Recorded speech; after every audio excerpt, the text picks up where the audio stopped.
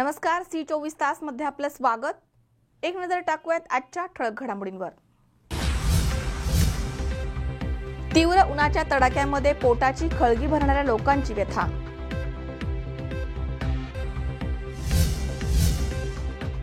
फळ बाजारामध्ये आंब्यांची आवक वाढली, भाव मात्र आटोक्याच्या बाहेर।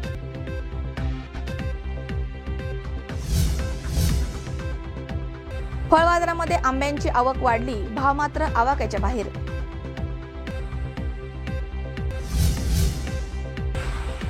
आणि आर्थिक तडजोडीसाठी दुर्गाव तलावातील पाणी कुकडीचे अधिकारी सोडून देत आहेत, स्थानिक शेतकऱ्यांचा आरोप।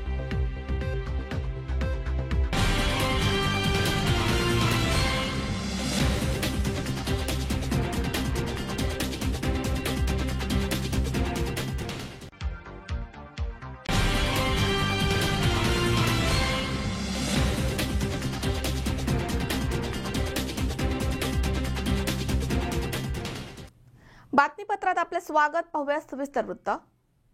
रणरणत्या उन्हामध्ये जिथे अंगाची लाहीलाही होत असताना टीचभर पोटाची खळगी भरण्यासाठी आणि लोकांचा भविष्यकाळ सुसह्य करण्यासाठी स्वतःच्या जीवाची पर्वा न करता काही हात राबतायत। काय आहेत या राबणाऱ्या हातांची व्यथा, जाणून घेऊयात या विशेष वृत्तांतात। त्यांच्यासाठी जीवन हे संघर्षाचे दुसरे नाव आहे। हा संघर्ष सुरू होतो रोज पहाटे 4 वाजता।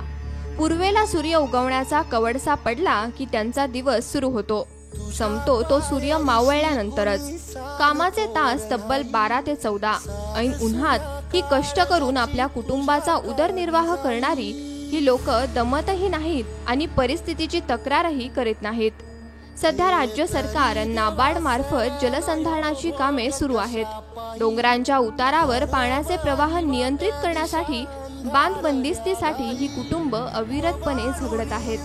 सध्या सूर्य अक्षरशः आग ओकत आहे, तरीही न थकता न दमता कष्ट सुरूच आहेत। हसण्या खेळण्याच्या आणि बागडण्याच्या वयात त्यांच्या मुलांच्या हातात टिकाव आणि खोरे आहे। त्यांच्या मुलांना ना व्हिडिओ गेम्सची हौस, ना टॉम अँड जेरीची आवड असलीच तरी सवड आणि निकड भागणार तरी कधी।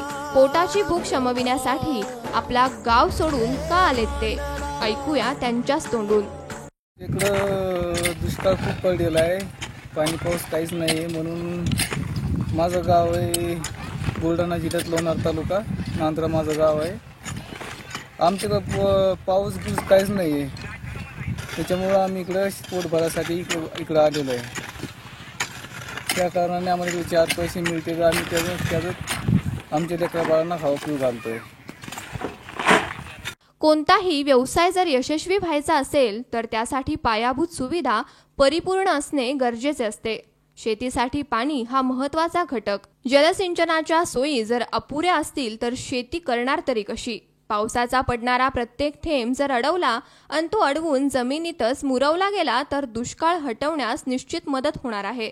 भूगर्भातील जलसाठा वाढला तर पाण्याची पातळीही वाढण्यास मदत होणार आहे। आंबेगावात सध्या हेच तंत्र अवलंबले गेले आहे। हे तंत्र राज्यातील इतर विभागातही राबविले गेले तर ही दुष्काळ पडण्याची वेळच येणार नाही।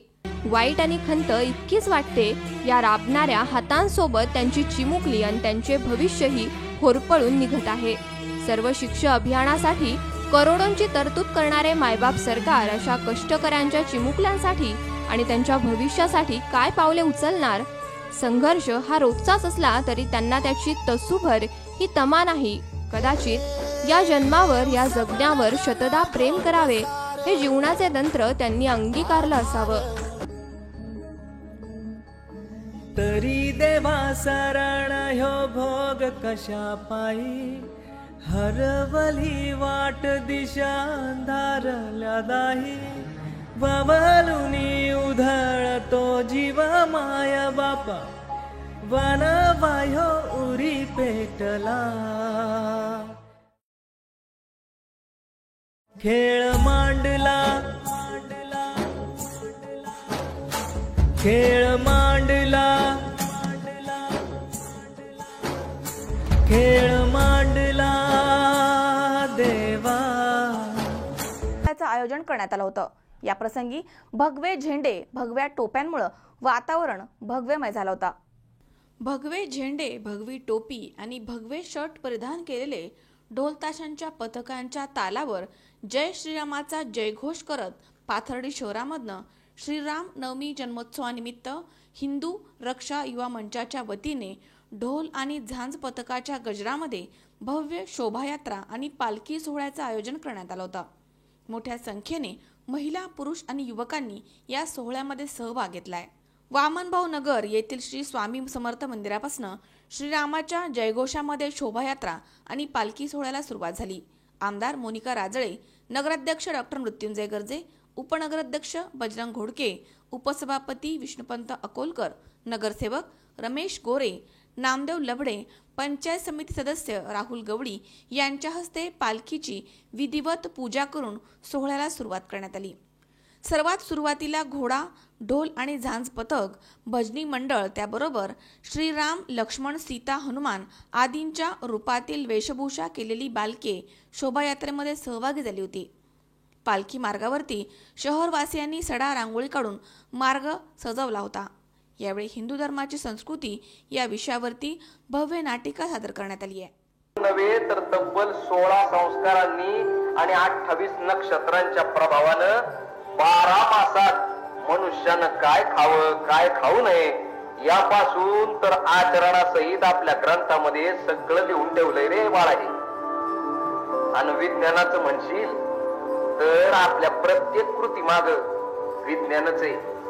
फक्त त्याला आपल्या जुन्या लोकांनी जोड दिली ती संस्कारांची. मला हे सांगायची पुन्हा एकदा गरज आली बाळा. हो काका, मी उगीच एवढी चिडचिड करत होतो. खरं तर ना मला हे सगळं माहितीच नव्हतं, पण आता मात्र मी हे सगळं काही माहिती करून येणार आणि इतरांनाही सांगणार.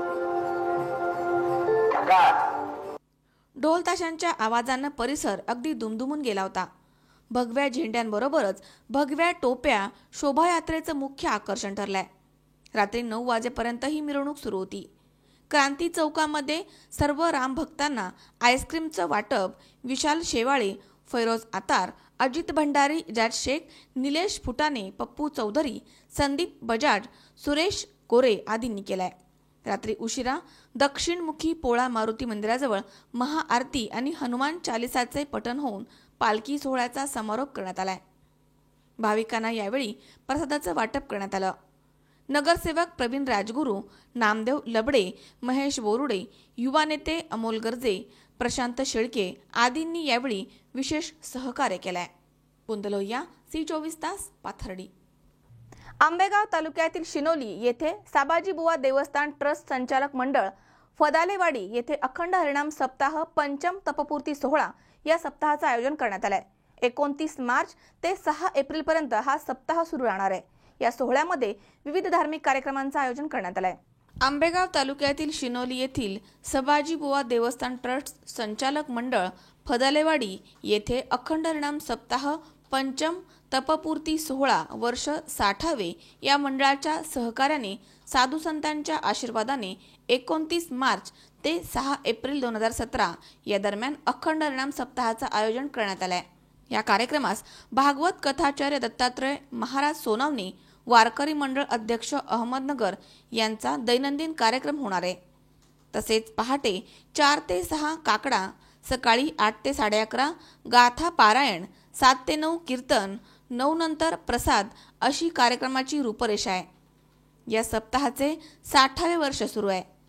सबाजी बुवांचे पूर्वज त्याच गावामध्ये राहत असल्यामुळे लोकांनी मिळून अखंड हरिनाम सप्ताह सुरू केलाय. रामजन्म उत्सव आणि सबाजी बुवा उत्सव चैत्र शुद्ध दशमी खूप मोठ्या उत्सवामध्ये साजरी केली जाते. सबाजी बुवावर वस्तीमधील लोकांची फार मोठी श्रद्धा आहे. गावावरील आलेलं संकटाचं निरसन ते करतात अशी सर्वांची भावना आहे. डोंगरावरती सबाजी बुवांची 2 भव्य अशी मंदिरे आहेत. त्यांच्या आशीर्वादानं वाडी वस्तीमधील सर्व जनता आनंदी आहे. सबाजी बुवांवर लोकांची फार मोठी श्रद्धा असल्यामुळे लोक एक वेळ कुटुंबातील कार्यक्रमाला महत्त्व देत नाहीत, पण सबाजी बुवांचा उत्सव असल्यास हातचं काम पाठीमागे ठेवून ग्रामदेवतेच्या उत्सवास उपस्थित असतात. संचालक मंडळ फदालेवाडी, मुक्काम पोस्ट शिनोली, तालुका आंबेगाव, जिल्हा पुणे. भीमाशंकरच्या कुशीमध्ये वसलेले छोटेसे गाव, जेमतेम 500 ते 600 लोकवस्ती असलेले हे गाव. कामानिमित्त मुंबईसारख्या ठिकाणी इथली बहुतेक कुटुंब नोकरीनिमित्त गेलेली आहे, तरी आमच्या पूर्वजांनी 60 वर्षापूर्वी जो अखंड हरिनाम सप्ताह चालू केला होता, त्याचा आता हे 60वं वर्ष आहे, तरी ते आम्ही मोठ्या दिमागदारपणात साजरा करीत आहोत. तरी येथील साबाजीबाचा उत्सव आणि राम जन्मोत्सव हा एकत्रितपणे आम्ही साजरा करतो. त्याला इथले पंचक्रोशीतील खूप मोठ्या लोकांचं सहकार्य असतं. तरी साबाजीबाचा उत्सव हा आम्ही खूप मोठ्या प्रमाणात साजरा करतो. येथील लोकांची भावना आहे की साबाजीबाकडे जे जे मागितलं जातं ते मिळतं, अशी इथल्या लोकांचा दृढ विश्वास आहे. तरी आम्ही आबालवृद्ध त्यांच्यावर विश्वास ठेवून कुठलंही काम हातामध्ये घेतलं तर ते पूर्णत्वास जातं, अशी आमची आशा आहे. आणि त्या निमित्ताने आम्ही साबाजीबावर खूप खूप प्रेम करतो.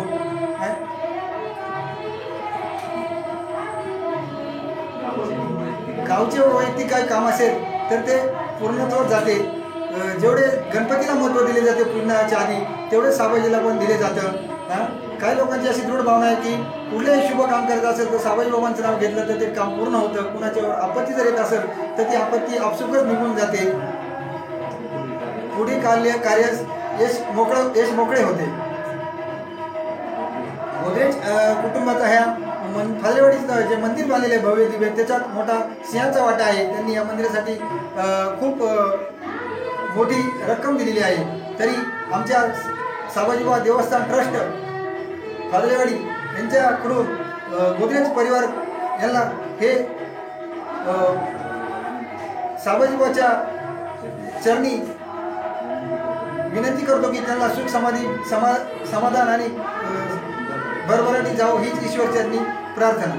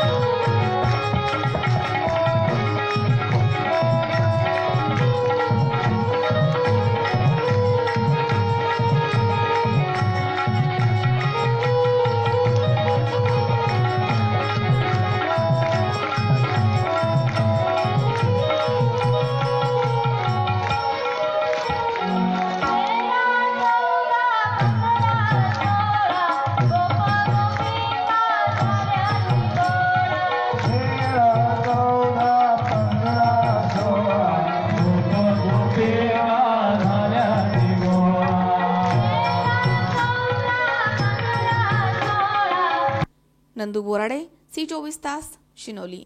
या ठिकाणी वेळ झाली आहे छोट्याशा विश्रांतीची. अवघ्या काही क्षणात परत येतोय. तुम्ही पाहत राहा C24 तास, सगळा वर्तमानात बिनधास्त.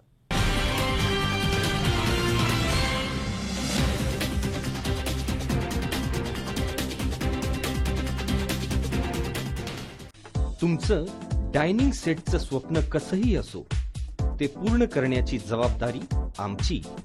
कारण आम्ही फक्त डायनिंग सेट देत नाही, तर आम्ही देतो डायनिंग आयडियाज. डायनिंग टेबल घ्यायच्या पहिले तुमची कल्पना एकदा आम्हाला अवश्य सांगा. शिवाय डायनिंग आयडिया सोबत आहेत बेड कॉन्सेप्ट आणि प्रीमियम सोफा थीम. फर्निचरचे स्वप्न पाहत तुम्ही, ते साकार करू आम्ही. योगीराज फर्निचर विश्वातील मराठी पाऊल. आमच्या शाखा राहुरी, राहता, सोनई, सुपा, कोपरगाव आणि अहमदनगर. ग्राहक सेवा क्रमांक 9673 50 0001.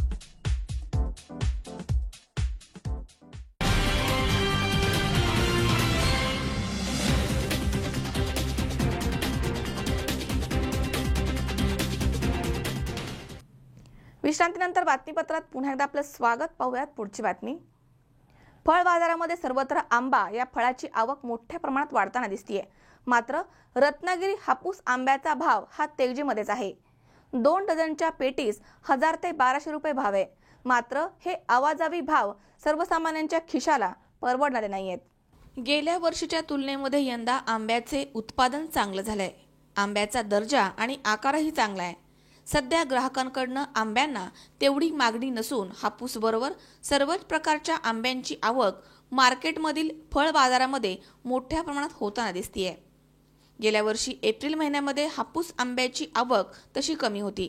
यंदा आवक वाढलीये, मात्र भाव काही आवाक्यात येतील असं दिसत नाहीये. काही दिवसामध्ये या परिस्थितीमध्ये बदल होण्याची शक्यता असल्याचं व्यापाऱ्यांनी सांगितलंय. आंब्याच्या सीझनला सुरुवात, रोजची आवक ही 7,000 धरून पर्यंत आवक गेली. पूर्वी जो 3,000 होता तो येऊन उंच दर्जाचा माल जो आहे तो 2,000-2,200 पर्यंत आहे. आणि जी छोटी पेटी आहे ती 800 ते 1,400 रुपयापर्यंत आहे. म्हणजे 4-5-6 डझनचा जो माल आहे तो 1,400 रुपये हायएस्ट आहे. म्हणजे आता तो हळूहळू पुढच्या आठवड्यापर्यंत सर्वसामान्यांच्या आवक येतील असं चित्र आहे. पण ज्या मानाने आवक आहे त्या मानाने उठाव कमी असल्यामुळं आंब्याचे दर हळूहळू कमी होतात. 31 मार्च म्हणा किंवा कुठल्याही व्यापाऱ्यांच्या ज्या काही बँकांच्या संदर्भातल्या अडचणी आहेत त्या नुकत्याच संपलेल्या वर्षामध्ये असल्यामुळं थोडंसं व्यापाराला गती कमी झाली होती. पण आता ती हळूहळू सीझनबरोबर वाढत जाईल. त्याच वेळेला आवक वाढत असताना भाव मात्र कमी होतील आणि सर्वसामान्यांच्या आवकेत येतील. आता मार्केटमध्ये रत्नागिरी हापूस पायरी, कर्नाटक हापूस पायरी, मलगोबा, लालबाग, तोतापुरी, नीलम ह्या ज्या मद्रासकडच्या जाती आहेत यांचं प्रमाण जास्त आहे आणि तिकडची आवकसुद्धा जास्त आहे. तुलनेने त्यांचे भाव हे 200-300 रुपयापासून 500-700-800 रुपयापर्यंत असल्यामुळं बऱ्याचदा त्या मालाला उठाव आपल्या शहराच्या ज्या वस्त्या आहेत किंवा मध्यमवर्गीयांचे भाग आहेत अशा ठिकाणी आणि आपल्या नजीकच्या खेड्यापाड्यांमध्ये या मालाला जास्त मागणी असल्यामुळं त्याचा उठावसुद्धा तितकाच चांगला आहे. परंतु शहरी भागामध्ये रत्नागिरी हापूस आणि पायरीची मागणी असल्यामुळं त्याचे दर थोडेफार टिकून राहतात. आणि रत्नागिरी आणि कर्नाटक ह्याच्यामधला हा फरक हा कायमस्वरूपी असाच असतो. आपल्याकडं सगळ्यात कमी भाव असतो त्यावेळेला त्यांचा तो सगळ्यात हायेस्ट भाव असतो. हा मालाच्या दर्जातला फरक आहे. वजन केलं तर आपल्या पेटीचं 18-20 किलो भरेल, त्यांचं 7-8-9-10 किलो भरेल. म्हणजे किलोचा जरी हिशेब केला तरी हा गणित तिथंच बसतं. त्यांना कमी भाव विकून जास्त धंदा करणं किंवा जास्त ग्राहक मिळवणं हा त्यांचा उद्देश आहे. आणि सुशिक्षित भागातनं रत्नागिरीतनं शिकलेले शेतकरी आहेत किंवा पारंपरिक व्यवसाय करणारे लोक आहेत ते अशा प्रकारचा व्यवसाय. दरम्यान हापूस अजूनही भाव खातोय असं म्हणणं चुकीचं ठरणार नाहीये.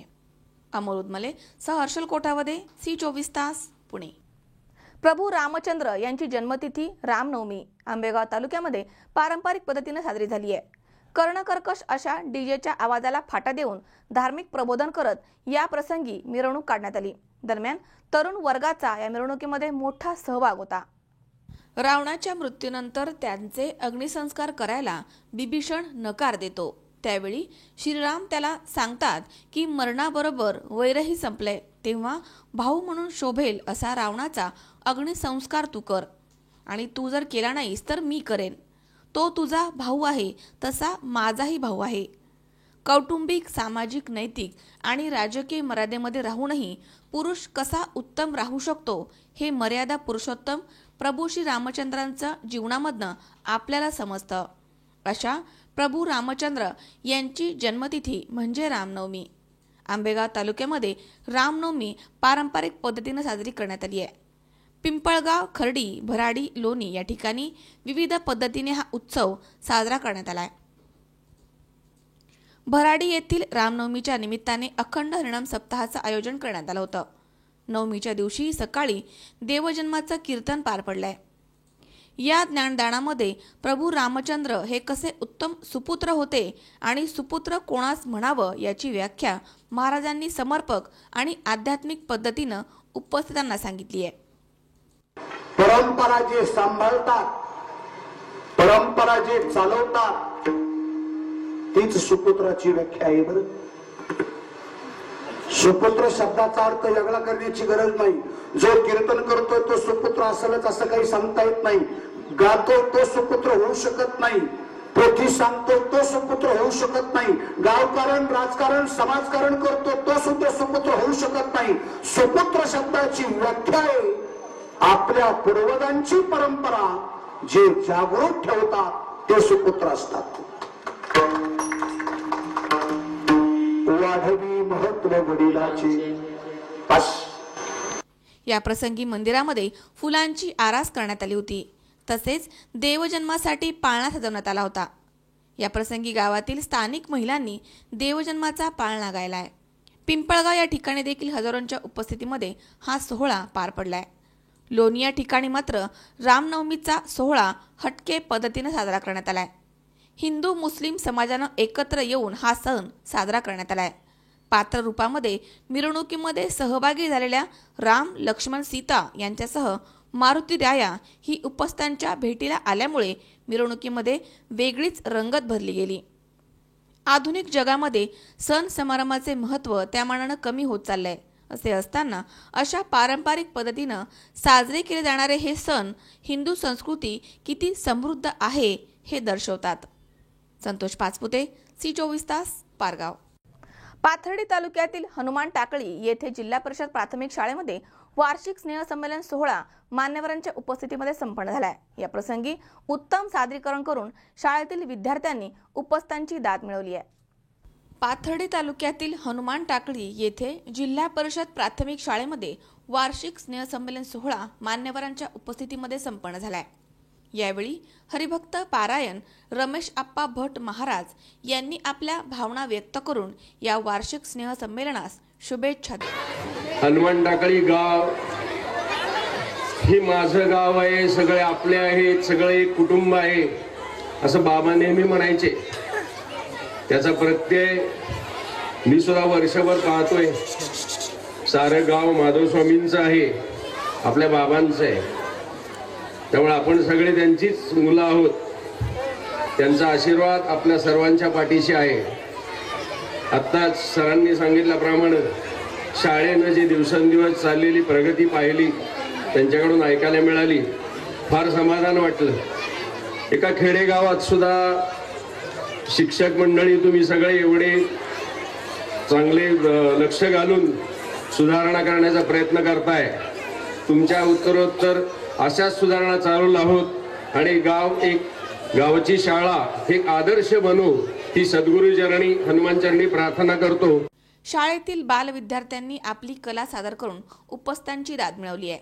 सांस्कृतिक नृत्य, लोककला, देशभक्ती नृत्य, अंधश्रद्धा, धार्मिक प्रबोधन करत विविध कलागुण अतिशय उत्तम प्रकारे विद्यार्थ्यांनी यावेळी सादर केलेत. तुझं नमो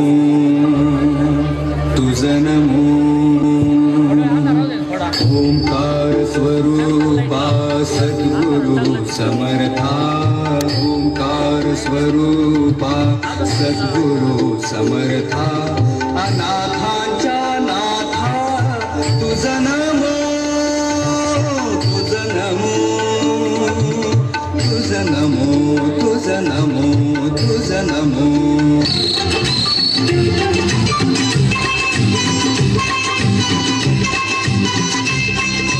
किल बिल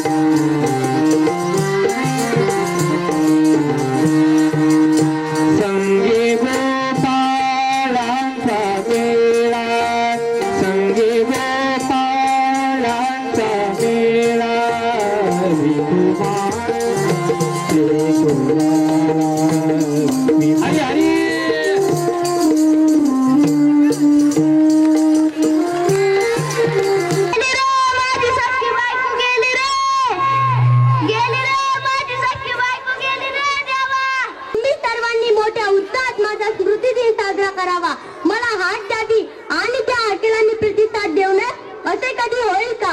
खरं सांगू, आज माझ्या समोर बसलेल्या बहुसंख्येतील माझ्या लेकींना पाहून मनस्वी आनंद होत आहे. ज्योतिराव आणि मी, आम्ही दोघांनी लावलेल्या शिक्षणाच्या छोट्याशा रोपट्याचे विशाल वटवृक्ष झालेले पाहून जीवन अगदी कृतार्थ झाल्यासारखे वाटते. भूतकाळातील भल्याभल्या प्रसंगांनी मन अगदी गैवारून येते. पूर्वीचे दिवस झरकंडोळ्यासमोर यायला लागतात.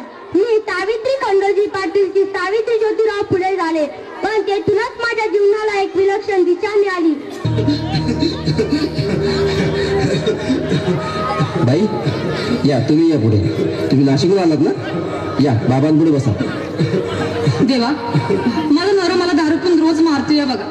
घरात पगार देत नाही, लेकरा बाळावर लक्ष नाही. लय लांबून आले बघा मी तुमच्या दरबारात. माझं एवढं काम झालंच पाहिजे बघा देवा. बाहेर काळजी करू नकोस, अजिबात काळजी करायची नाही. तुझा नवरा ठिकाणावर येईल. हा तुला अंगारा भरून देतोय. जय अमिताभ बच्चन, धर्मेंद्र, जितेंद्र, दिलीप कुमार, राजेंद्र कुमार, मनोज कुमार, शाहरुख खान, सलमान खान, काढून टाका सगळी घरातली घाण आणि करा बालिकेला सुखी समाधान. नारळ, लिंबू, संत्री, मोसंबी, पेरूची खूप केली घ्या आणि या बालिकेचा नवरा ठिकाणावर येऊ द्या. छोट जंतर मंतर तंतर, लक्षात घे अंतर. पुढच्या गुरुवारी ये सगळे गेल्यानंतर. हा घे अंगारा. वेळ आता लावू नको, मागे पुढे पाहू नको, दुसरीकडे जाऊ नको. सरळ घरी जा. तारा तू बिरा करू नको चूक. रवीकडे करमुक आणि अंगारा फूक.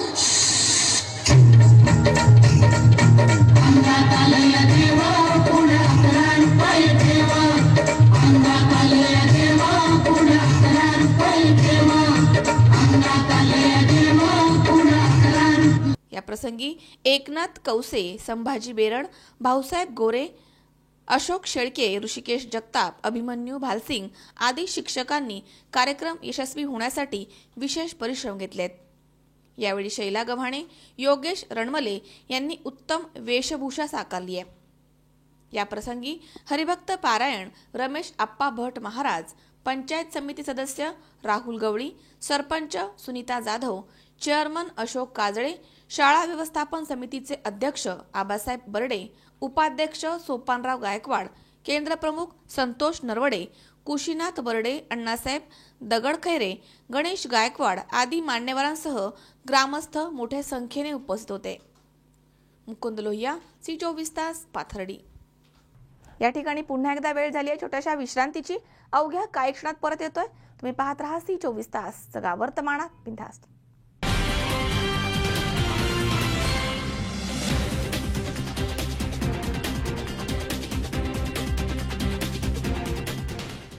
तुमचं डायनिंग सेटचं स्वप्न कसंही असो, ते पूर्ण करण्याची जबाबदारी आमची. कारण आम्ही फक्त डायनिंग सेट देत नाही, तर आम्ही देतो डायनिंग आयडियाज. डायनिंग टेबल घ्यायच्या पहिले तुमची कल्पना एकदा आम्हाला अवश्य सांगा. शिवाय डायनिंग आयडियाज सोबत आहेत बेड कॉन्सेप्ट्स आणि प्रीमियम सोफा थीम्स. फर्निचरचे स्वप्न पाहत तुम्ही, ते साकार करू आम्ही.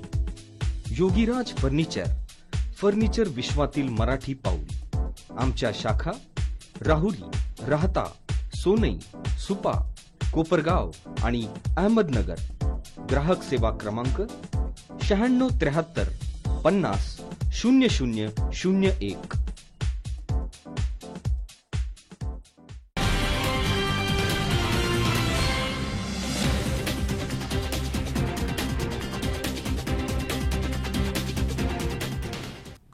विश्रांतीनंतर बातमीपत्रात पुन्हा एकदा आपलं स्वागत. पाहूयात पुढची बातमी. डिंबे धरणाच्या कुशीमध्ये वसलेल्या आंबेगाव तालुक्याला घोड नदीनं भरभरून पाण्याचे दान दिलंय. मात्र असं असलं तरी पूर्वेकडील काही गावं आजही तहानलेलीच आहेत. प्रशासनासह स्थानिक पदाधिकारी यांचं ढिसाळ नियोजन याला कारणीभूत असल्याचा आरोप शिवसेना उपजिल्हा प्रमुखांनी केलाय. डिंबे धरणाच्या कुशीमध्ये वसलेला तालुका म्हणजे आंबेगाव तालुका. घोड नदीनं तालुक्याला भरभरून पाण्याचं दान दिलं असलं तरी तालुक्यातील सातगाव पठार पूर्वेकडील काही गावे मात्र आजही तहानलेलीच आहेत. यासाठी प्रशासनासह स्थानिक पदाधिकारी यांचे ढिसाळ नियोजन कारणीभूत असल्याचा आरोप शिवसेना उपजिल्हाप्रमुख रवींद्र करंजखेले यांनी केलाय. तालुक्याचा बहुतांशी भाग हा बेसॉल्ट खडकापासून बनलाय. कमी अधिक उंचीचे डोंगर, मोठ्या प्रमाणात मुरमाचे आणि कठीण खडकाचे कवच असणारा भूभाग, त्यामुळे तालुक्याच्या बहुतेक भागामध्ये पाण्याची समस्या तीव्र बनली आहे. सातगाव पठार परिसरातील बहुतेक गावांसाठी निश्चित पाण्याचा स्रोत नसल्यामुळे घोड नदी वेळ नदीवरनं पिण्याच्या पाण्याच्या योजना शासनाने करोडो रुपये खर्च करून गावामध्ये पोहोचवल्यात. सरासरी 10 किलोमीटरपेक्षा जास्त अंतरावरनं आणलेल्या या योजना आजमितीला कोरड्या ठाक पडल्यात. त्याला प्रशासनाचे चुकीचे आरेखन आणि नियोजन कारणीभूत आहे, अशी माहिती पंचायत समिती सदस्य रवींद्र करंजखेले यांनी C24 तासशी बोलताना दिली आहे. आंबेगाव तालुका हा खरं म्हटलं तर समाजाच्या दृष्टीने टँकर मुक्त असलेला तालुका, परंतु खरी वस्तुस्थिती अशी आहे की आंबेगाव तालुक्याच्या आदिवासी भागामध्ये आणि आंबेगाव तालुक्याच्या पूर्व भागामध्ये आणि सातगाव पठार या भागामध्ये गेल्या अनेक वर्षापासून लोकांना उन्हाळ्यामध्ये 4-5 महिन्यात टँकरवर अवलंबून राहावं लागतं. ज्यावेळेस आंबेगाव तालुका पंचायत समितीची पहिली बैठक झाली त्यावेळेस हे सत्य लोकांच्या समोर आलं किंवा सदस्यांच्या आणि सरपंचांच्या समोर आलं की आंबेगाव तालुक्यामध्ये गेल्या अनेक वर्षापासून म्हणजे 7-8 वर्षापासून 30 गावं का जी ह्या वर्षीसुद्धा ज्या गावांना टँकर लागतो त्याच गावांना गेले 6-7 वर्ष टँकरनी पाणी पुरवठा केला गेलेला आहे. आणि हा टँकरने पाणी पुरवठा केला गेला त्याच्या पाठीमागं नक्की काय आहे की याचं सत्य जर शोधलं तर कोट्यवधी रुपये शासनाचे या टँकरसाठी जातात आणि टँकरसाठी गेल्यानंतर शासन टँकर मुक्त गाव हवं यासाठी प्रचंड प्रमाणामध्ये प्रयत्न करत असतं. मग जलयुक्त शिवारासारखं अभियान असेल, गतिमान पाणलोटसारखं अभियान असेल, ही सगळे अभियानं वापरूनसुद्धा ह्या वर्षी ज्या गावांमध्ये मागच्या 5 वर्षामध्ये टँकर चालू होता त्याच गावामध्ये पुन्हा टँकरची मागणी सरपंचांनी, ग्रामसेवकांनी, ग्रामस्थांनी दिली. आणि ज्यावेळेस हे सत्य बाहेर आलं की या गावातल्या बहुतांशी गावामध्ये कोट्यवधी रुपयाच्या पाण्याच्या योजना त्या ठिकाणी झाल्या. उदाहरणार्थ कुरवंडीसारख्या गावामध्ये आज टँकरची मागणी आहे, तिथं 77 लाख रुपयाची पाण्याची योजना गेल्या 2 वर्षापासून तशीच पडून आहे. शासनाच्या अधिकाऱ्यांच्या काही हलगर्जीपणामुळे किंवा टेक्निकल प्रॉब्लेममुळं कुरवंडीसारख्या गावामध्ये 77 लाख रुपये ठेकेदाराला मिळाले, परंतु ती पाण्याची योजना आज बंद आहे. जलयुक्त शिवार अभियान त्या ठिकाणी राबवलं गेलं, ते सुद्धा फेल झाले की काय हेही त्या ठिकाणी आहे, कारण आज टँकर कुरवंडीला लागायला लागला आहे. तीच परिस्थिती पूर्व भागातल्या लोणी गावामध्ये आहे. तिथं जवळजवळ 1-1.5 कोटी रुपये खर्च पाण्याच्या योजनेसाठी केला गेला. तिथं सुद्धा जलयुक्त शिवाराचं काम झालं, पण आज त्या गावामध्ये सुद्धा पाण्याच्या टँकरची मागणी आहे. 4 वस्त्यामध्ये लोणीच्या पाण्याची टाकी तयार आहे, पाण्याचा पाईप तयार आहे, पाण्याची पाईपलाईन वगैरे सगळं तयार आहे, परंतु टेक्निकल व्यवस्थित न झाल्यामुळे त्या ठिकाणी त्या गावाला प्यायला पाणी आजसुद्धा टँकरद्वारे त्यांची मागणी आज 100% त्या ठिकाणी चालू झालेली आहे. आम्ही शासनाकडं किंवा आम्ही पंचायत समितीकडे, जिल्हा परिषदेकडे आज अशी मागणी करणार आहोत किंवा केलेली आहे की जी गावं वर्षानुवर्ष टँकरग्रस्त आहेत, ज्या गावांना वर्षानुवर्ष टँकर लागतोय त्या गावांचा टँकर मुक्त होण्यासाठी कायमस्वरूपी काहीतरी धोरण आखलं गेलं पाहिजे. ज्या पाण्याच्या योजना कोट्यवधी रुपये खर्च झाल्या ज्या योजना बंद आहेत त्या योजना ज्यांनी केल्या, ज्या अधिकाऱ्यांनी केल्या त्या अधिकाऱ्यांवर कारवाई झाली पाहिजे आणि कारवाईबरोबरच त्या योजना कार्यान्वित झाल्या पाहिजे, ही आमची निश्चित प्रकारे मागणी आहे. आज जर पाहिलं तर कोट्यवधी रुपये शासनाचे गेले, मग गतिमान पाणलोटमधून गेलेत, काही जलयुक्तमधून गेलेत, काही कोट्यवधी रुपयाच्या योजना शासनाने केल्यात आणि त्या सध्या आता सडक पडल्यात. त्यामुळे कोट्यवधी रुपये शासनाचे आज टँकरला खर्च होतात. कायमस्वरूपी उपाययोजना या गावावरती करून हा तालुका टँकरमुक्त व्हायला पाहिजे, ही आमची या ठिकाणी मागणी आहे.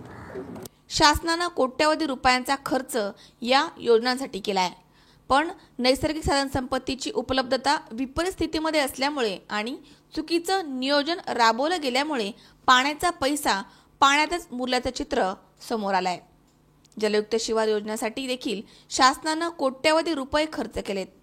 ढासळलेल्या नियोजनाबाबत आणि कोट्यवधी रुपयांच्या झालेल्या अपव्यय याबाबत आमच्या प्रतिनिधींनी आंबेगावच्या गटविकास अधिकाऱ्यांशी बोलण्याचा प्रयत्न केला असता त्यांनी कॅमेऱ्यासमोर या विषयावरती सोयीस्कर बोलणं टाळलंय. त्यामुळे करोडो रुपये खर्च करूनही आंबेगावची निम्मी जनता अजूनही तहानलेलीच असल्याचं खेदानं म्हणावं वाटतंय. संतोष पाचपुते सह अमोल जाधव, C24 तास, पारगाव. पाथर्डी शहरामध्ये पालिका कार्यालयामध्ये कर्मचारी संघटनेतर्फे अभिष्टचिंतन सोहळ्याचं आयोजन करण्यात आलं होतं. सर्वांना बरोबर घेऊन विकासाची कामे करू आणि पालिकेचा लौकिक वाढवू अशी ग्वाही यावेळी नगराध्यक्ष डॉक्टर मृत्युंजय गर्जे यांनी दिली आहे. पाथर्डी शहरातील सर्व स्तरातील नागरिकांना बरोबर घेऊन विकास कामामध्ये पालिका अग्रेसर राहील. लोकप्रतिनिधी आणि पालिका प्रशासन विकासाची रथाची 2 चाके आहेत. आगामी काळामध्ये अधिक समन्वयाने काम करून पालिकेचा लौकिक वाढवू अशी ग्वाही नगराध्यक्ष डॉक्टर मृत्युंजय गर्जे यांनी दिली आहे. पालिका कार्यालयामध्ये कर्मचारी संघटनेतर्फे आयोजित अभिष्टचिंतन सोहळ्यामध्ये ते बोलत होते. पाथर्डी पालिकेचे कर्मचारी सेवाभावी आणि गावाशी एकरूप झालेले आहेत. ग्रामस्थ, पदाधिकारी, वरिष्ठ अधिकारी अशा सर्वांच्या संपर्कामधनं शहराच्या विकासासाठी पालिका कर्मचाऱ्यांचं योगदान वेळोवेळी लाभलंय. शहर विकासाचा आराखडा अंमलात आणताना कर्मचाऱ्यांना सामावून घेऊन वाटचाल करू. कर्मचाऱ्यांच्या योगदानावरती पदाधिकाऱ्यांचे यश अवलंबून असतं. शहर स्वच्छता तसेच विविध अभियानाची दखल शासनानं घेतली आहे. पालिकेला भरीव आर्थिक सहकार्य केलंय. असेच योगदान देऊन शहराची प्रगती साधू अशी प्रतिक्रिया डॉक्टर मृत्युंजय गर्जे यांनी व्यक्त केली आहे.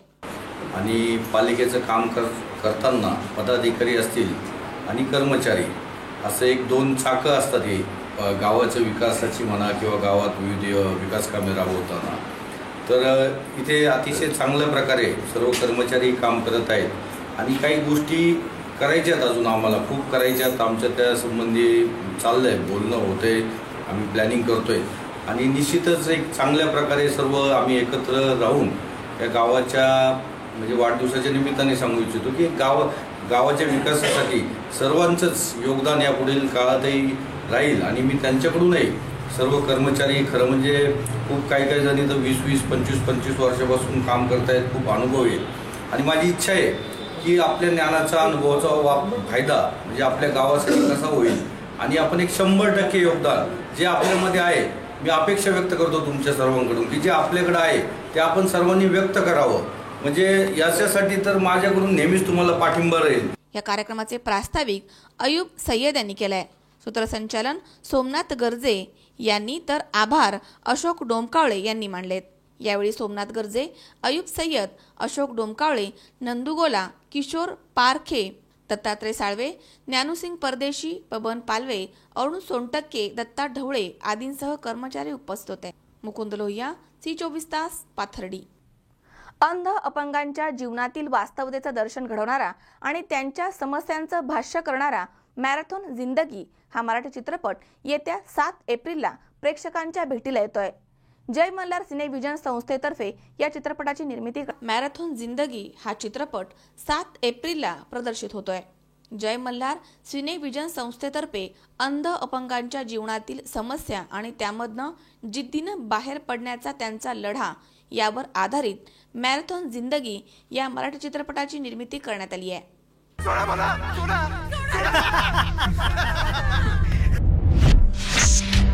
अरे बाळा, तुझा फक्त एक पाय पोलिओमुळे काम करत नाही म्हणून तू अपंग होत नाहीस. कित्येक अपंग लोकांनी बुद्धीच्या जोरावर यशाची मोठी मोठी शिखरं गाठली आहेत.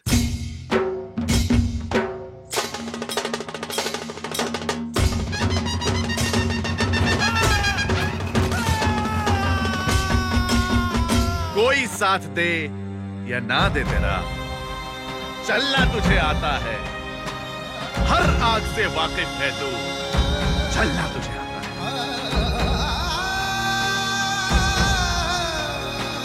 हा चित्रपट अपंग मुलगा धर्मेंद्र याच्या जीवनावर चित्रित करण्यात आलाय. पोलिओचा डोस वेळेवर न दिल्यामुळे अपंगत्व आलेला हा मुलगा वडिलांकडनं प्रेरणा घेऊन अपंगत्वावर मात करून यशाचं शिखर गाठतो. तसेच स्वतःचे जीवन न घडवता त्याच्यासारख्या 11 अपंगांना एकत्र करून जीवन स्वाभिमानानं जगण्यास प्रवृत्त करतो. हे करताना त्या मुलाची मानसिकता बदलणे आणि हे त्याच्यासाठी आव्हानच असतं. त्यामध्ये तो यशस्वी होऊन अपंगांची एक संस्था बनवतो. शासन दरबारी अपंगांसाठी अनेक योजना असतात, परंतु त्यांची माहिती गरजवंतांपर्यंत पोहोचत नाही. मात्र अपंगांसाठी असलेल्या योजनांचा लाभ अपंगांना मिळवून देताना येणाऱ्या अडचणीवर मात करून हार न मानता तो हक्क मिळवण्यामध्ये यशस्वी होतो. हा प्रवास या चित्रपटामध्ये उलगडला गेलाय.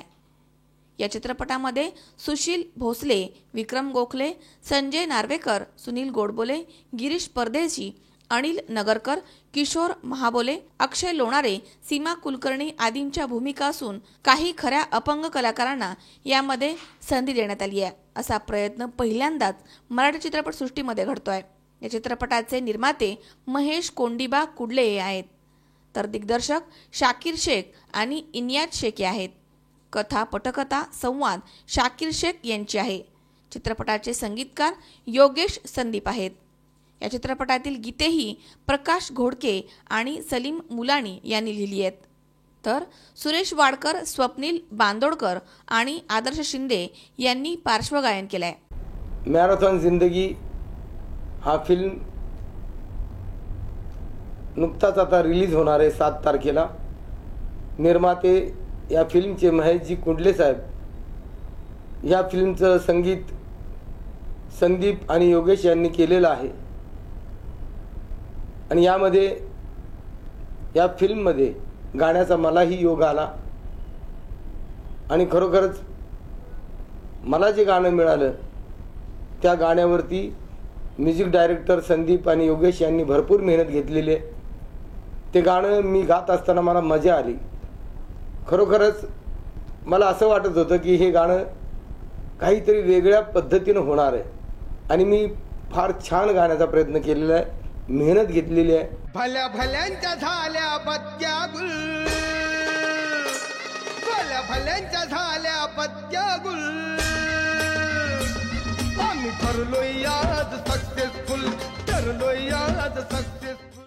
मी नीट गाण्याचा प्रयत्न केलाय. हिट करणं न करणं प्रेक्षक मायबापांच्या हातात आहे आणि खरोखरच हे हिटच होईल गाणं असंच मी गीत गायलेलं आहे.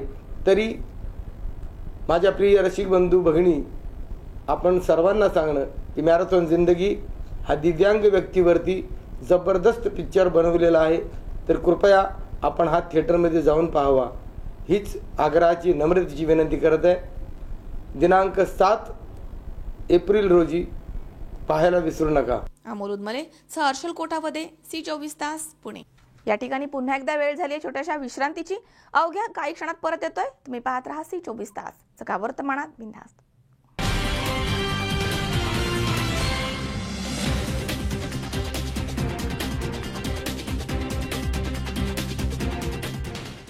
तुमचं डायनिंग सेटचं स्वप्न कसंही असो ते पूर्ण करण्याची जबाबदारी आमची. कारण आम्ही फक्त डायनिंग सेट देत नाही, तर आम्ही देतो डायनिंग आयडियाज. डायनिंग टेबल घ्यायच्या पहिले तुमची कल्पना एकदा आम्हाला अवश्य सांगा. शिवाय डायनिंग आयडियाज सोबत आहेत बेड कॉन्सेप्ट्स आणि प्रीमियम सोफा थीम. फर्निचरचे स्वप्न पाहत तुम्ही, ते साकार करू आम्ही. योगीराज फर्निचर, फर्निचर विश्वातील मराठी पाऊल. आमच्या शाखा राहुरी, राहता, सोनई, सुपा, कोपरगाव आणि अहमदनगर. ग्राहक सेवा क्रमांक 9673 50 0001.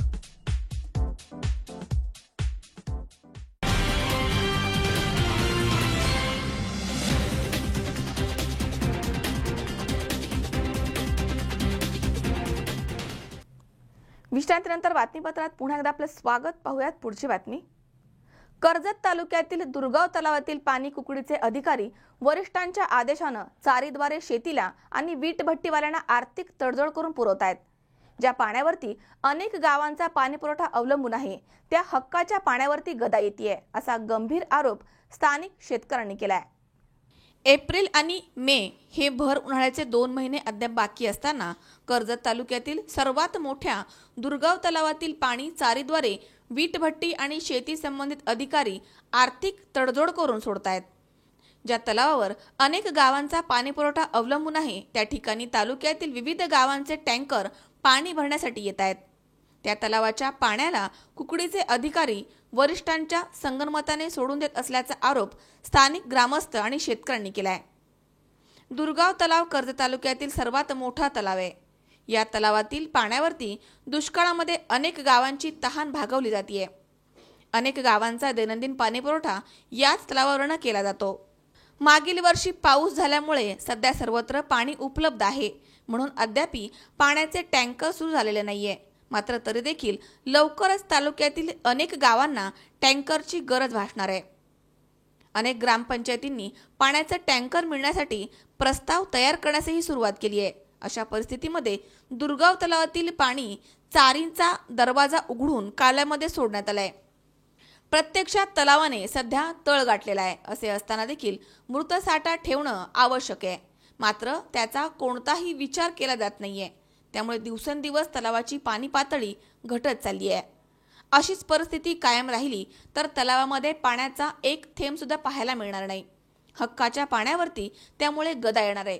त्यामुळे दुर्गाव तलावामध्ये ज्यावेळी कुकडीचे पाणी येईल त्यानंतरच चारीमधनं पाणी सोडण्यात यावं अशी मागणी स्थानिक शेतकरी आणि ग्रामस्थांनी तहसीलदारांकडे केली आहे. कर्जतचे तहसीलदार यांना दिलेल्या निवेदनावरती नितीन गुंड, छगन गुंड, नबिलाल शेख, संजय गुंड, बाबूराव नेटके, हिम्मत सांगळे, नाना गुंड, ज्ञानदेव गुंड, नशीर शेख, रूपचंद शेख यांच्यासह अनेकांच्या सह्या आहेत. प्रशासनाने त्वरित कारवाई न केल्यास शेतकरी तीव्र स्वरूपाचं आंदोलन छेडतील असा इशारा यावेळी देण्यात आलाय. दुर्गाव तलावातील पाणी आपण बघत आहात.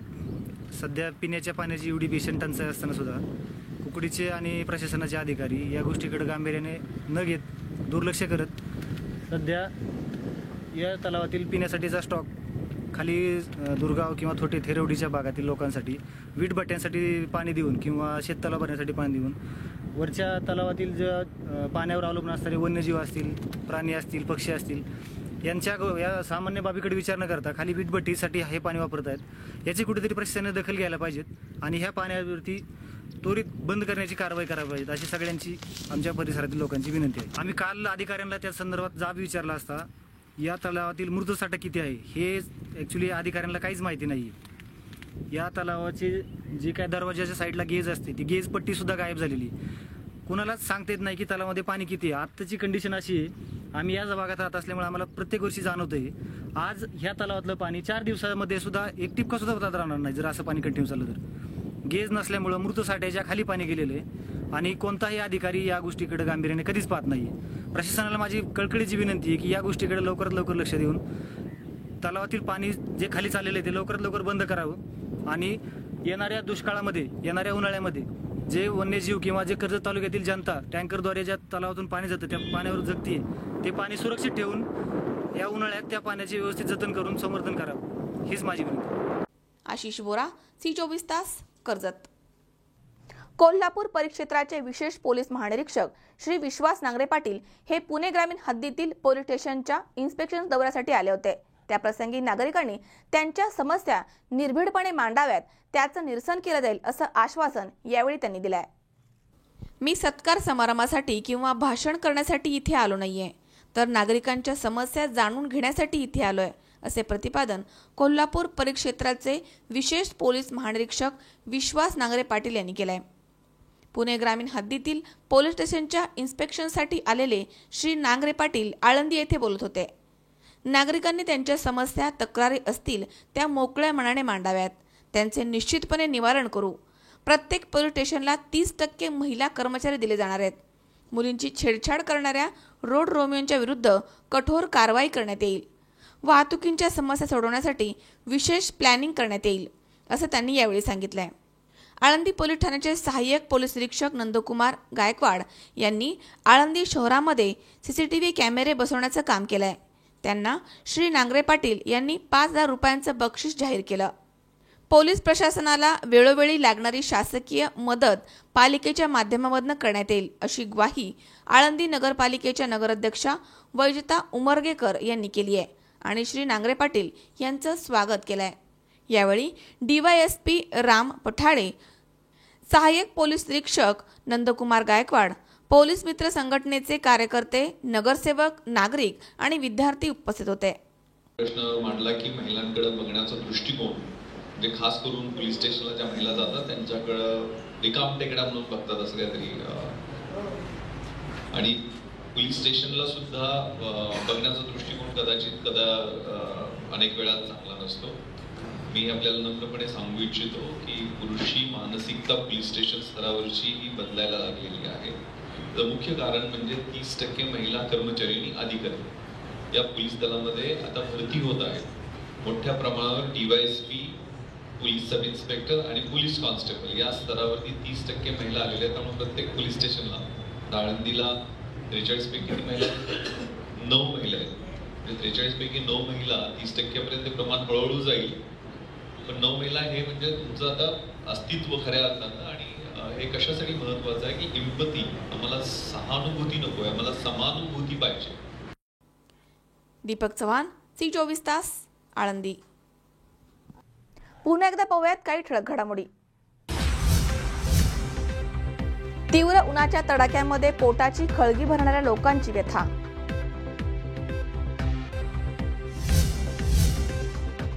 फळ बाजारामध्ये आंब्यांची आवक वाढली, भाव मात्र आटोक्याच्या बाहेर.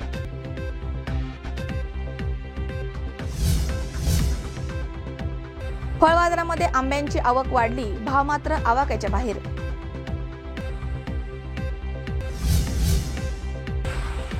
आणि आर्थिक तडजोडीसाठी दुर्गाव तलावातील पाणी कुकडीचे अधिकारी सोडून देत आहेत, स्थानिक शेतकऱ्यांचा आरोप.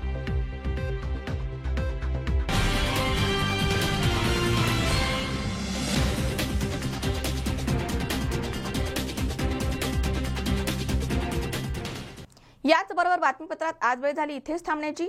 ताज्या अपडेटसाठी बघत रहा C24 तास. जगा वर्तमानात बिनधास्त.